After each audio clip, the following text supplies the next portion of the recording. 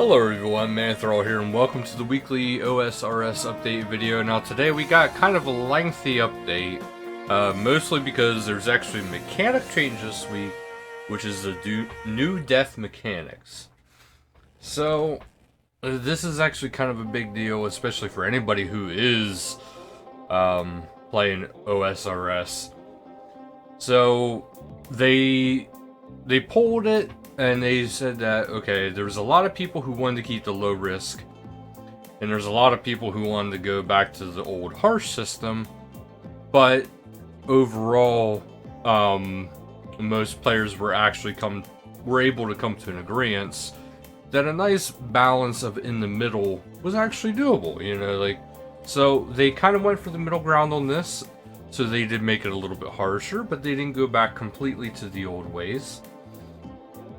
So, first up we have PVM Death Gravestones. So, there will be a marker on the world map, so you can get back to where if you weren't entirely sure. But the graves, of course, they don't last forever, and you have 15 minutes to get back to where you were to collect your grave.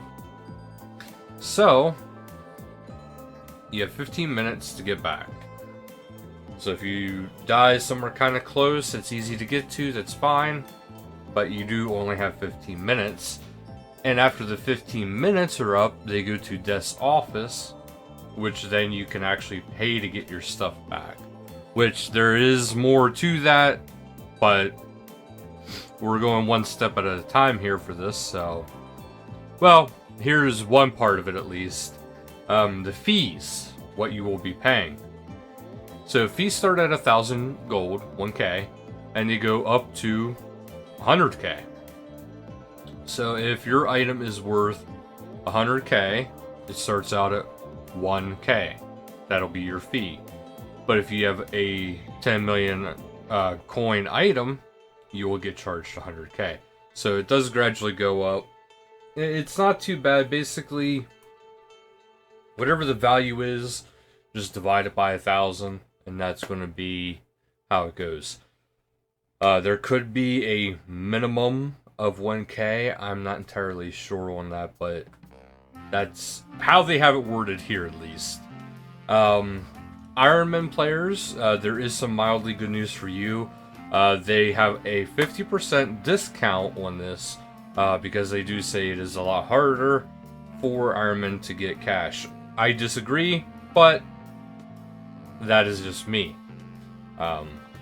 Just my training methods.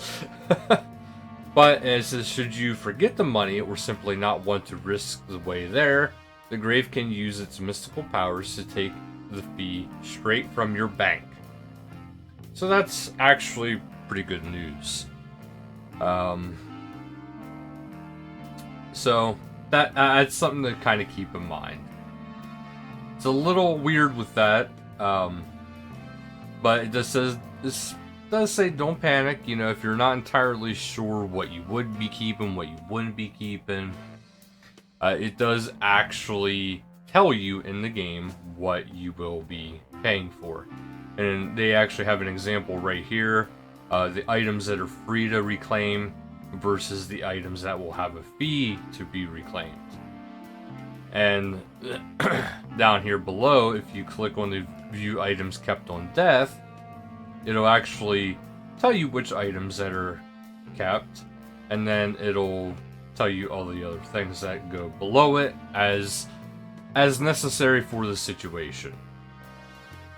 For example, this one here shows an item that is kept for death. It's a non-tradable. And then there is a bunch of stuff. It says items lost to the player who kills you. So this is for a PvP kind of thing. And then items that are deleted, which looks like a cape. So it's stuff that's to keep in mind. But now here is some more stuff, the special rules, special item rules. So charged items. Items which require charges to use, such as the toxic blowpipe, will convert to their uncharged tradable version upon death. Outside of PvP, they'll go to your gravestone, and hold on one second there, guys. And yeah,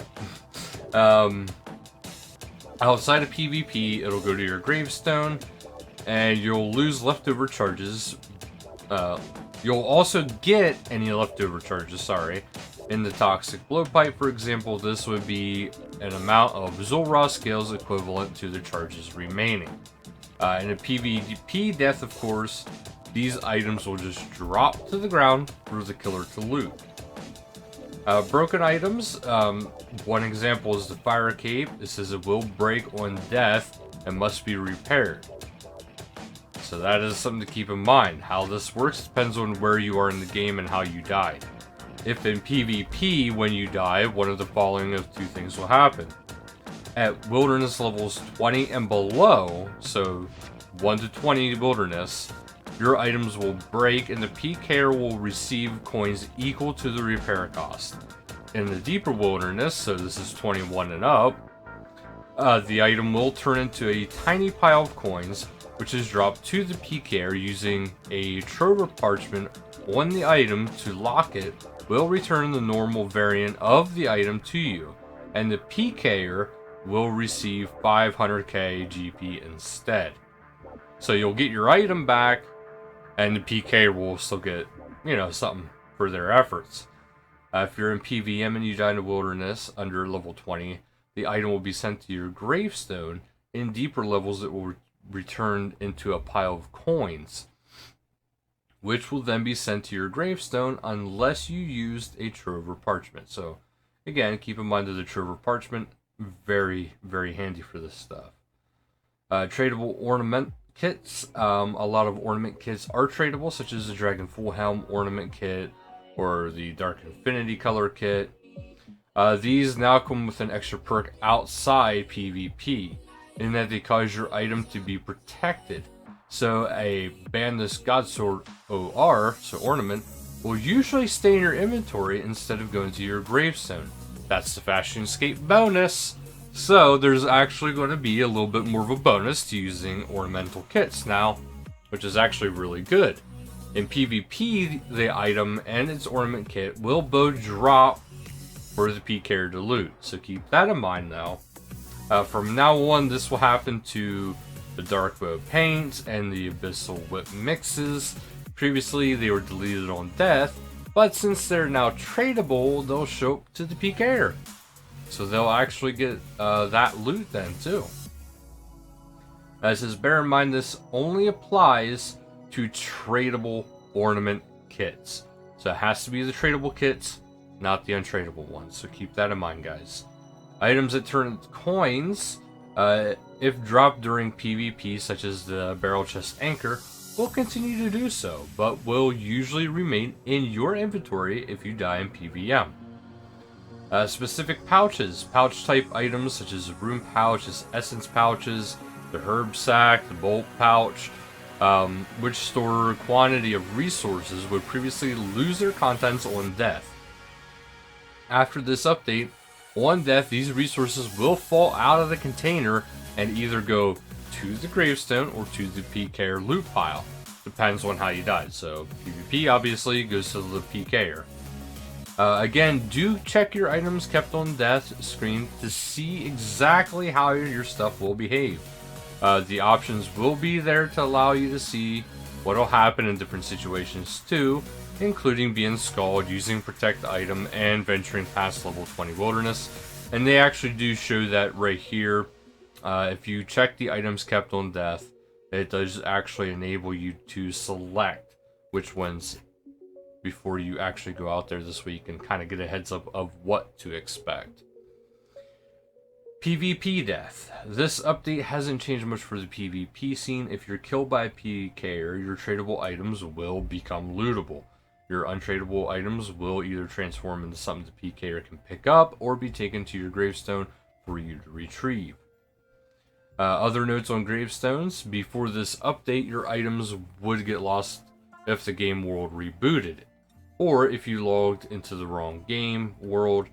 In this update, your items will stay in the gravestone regardless of which world you're on, or even if the world's rebooted. So that's fantastic for some of you guys.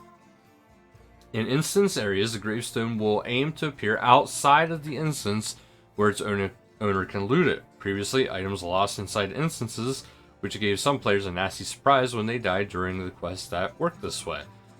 This does not affect special instances like Warcraft or the Volcanic Mine, where NPCs can return your dropped items for a fee.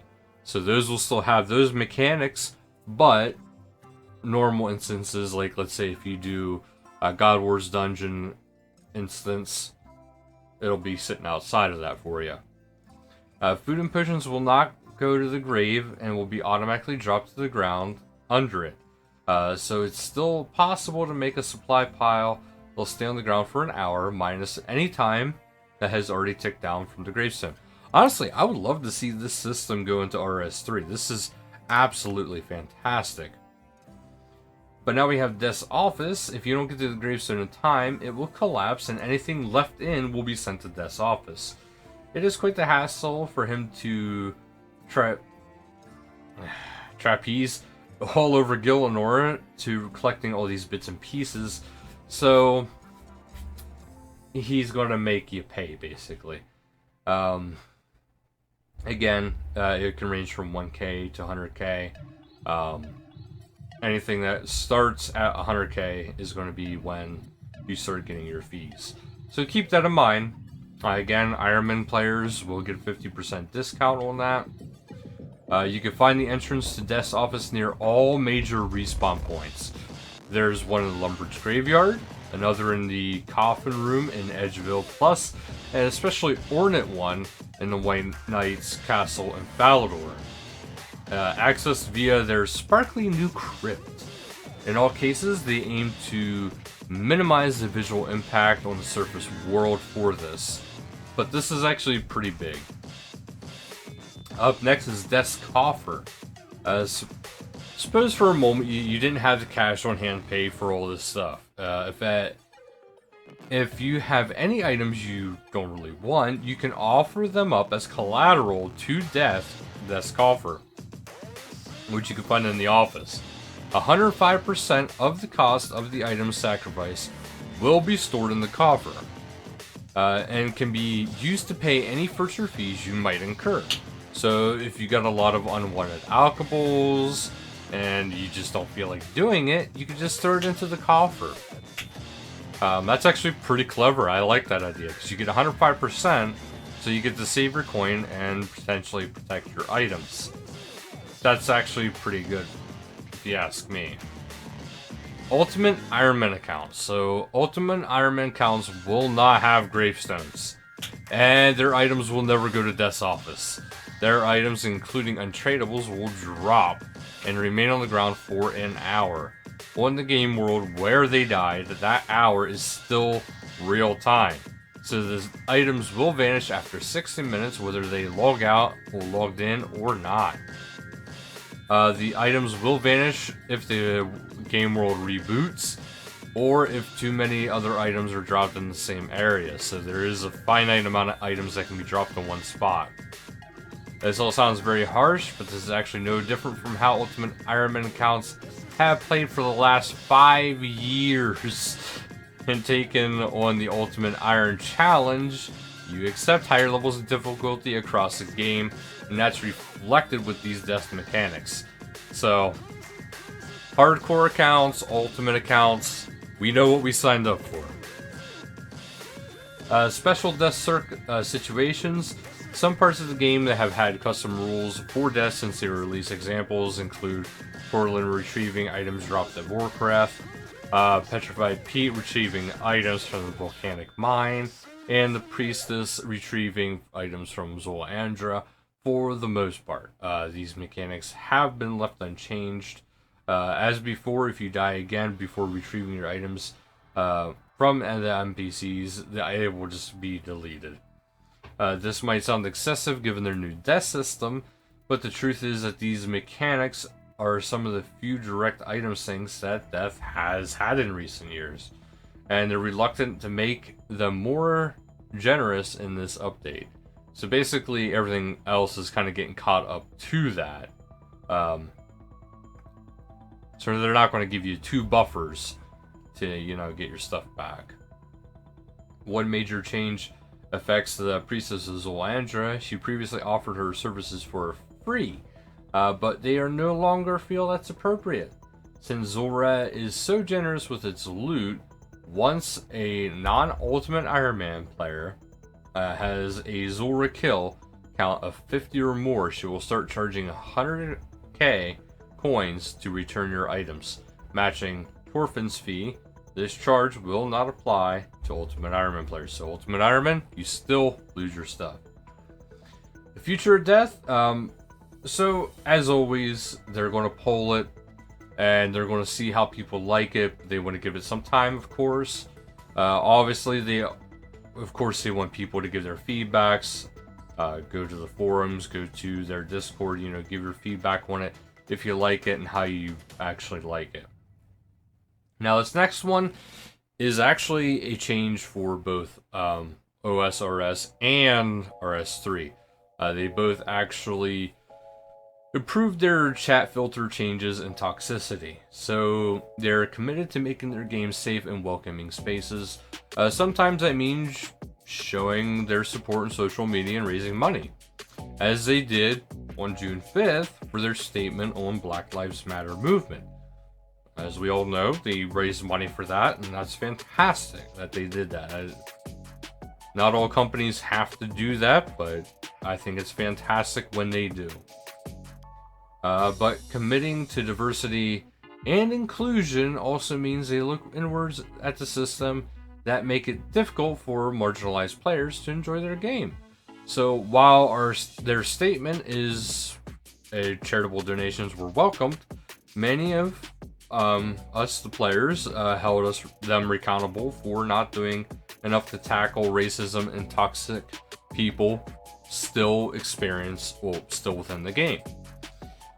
So they are making some changes in the game profanity filter.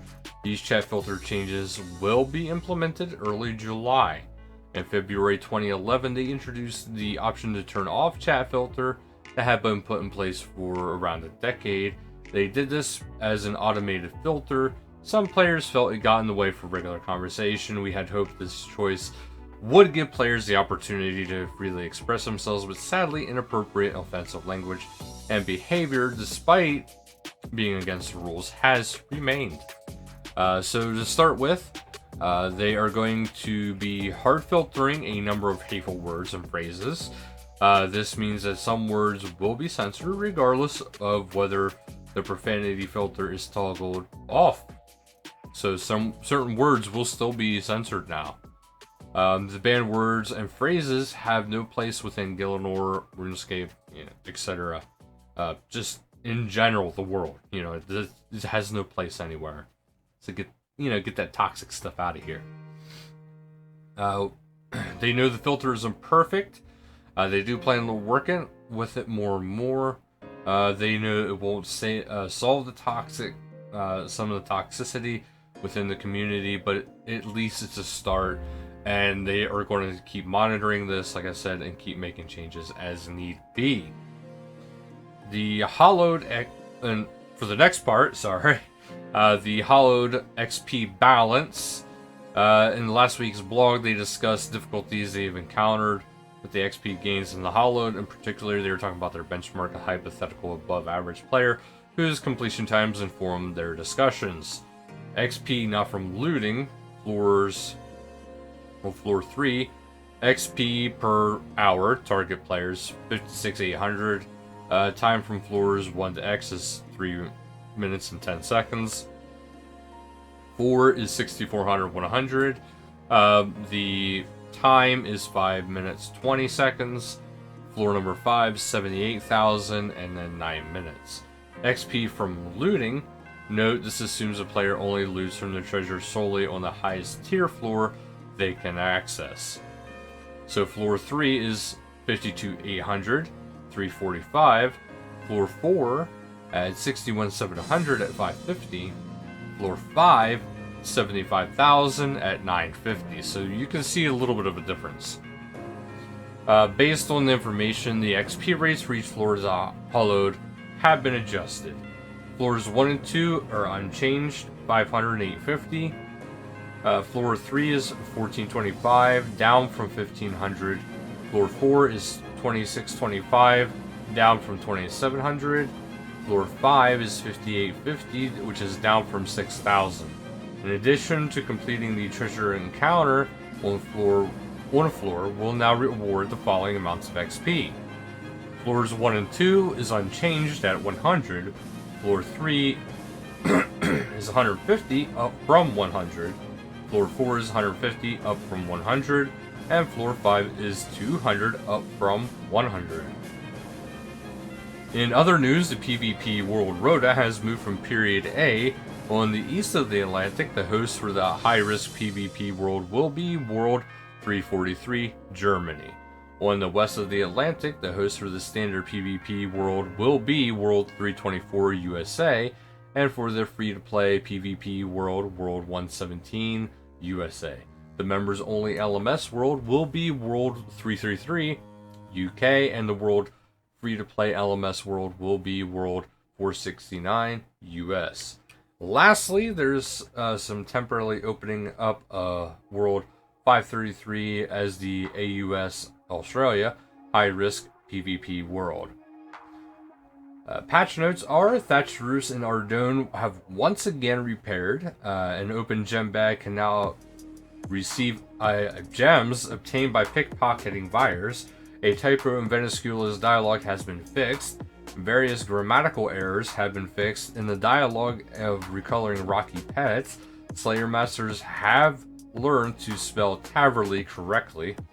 The tormented souls and trapped souls of the Ascent of Icarus now count as undead NPCs for features like the Crumble Undead spell and Solve Amulets. Last week's update allowed players to store Infernal and Crystal Axes in the stash unit in the Enchanted Valley, but did not make them count for the Clues challenge. This has been fixed. The description on the Hollowed Hammer and Grapple have been updated to reflect their recent buffs, fix an issue where the fire traps would sometimes not detect players stood next to each other. The Hollowed Focus will now have 100% success rate when enchanting portals, regardless of magic level or enchantment spell used. The Hollowed Focus will slightly speed up the enchanting of the portal. The amount of thieving XP for picking the lock on the coffins has increased to 200. The Strange Old Lockpick will speed up looting coffins compared to having a normal lockpick or no lockpick. This will not use a charge on the Strange Old Lockpick.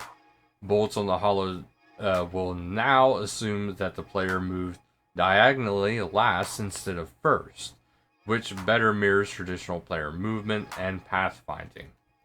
That is actually it, guys. That's it for this week's update, so thank you guys so much for watching. Don't forget to like, share, subscribe down below, and until next time, later, guys.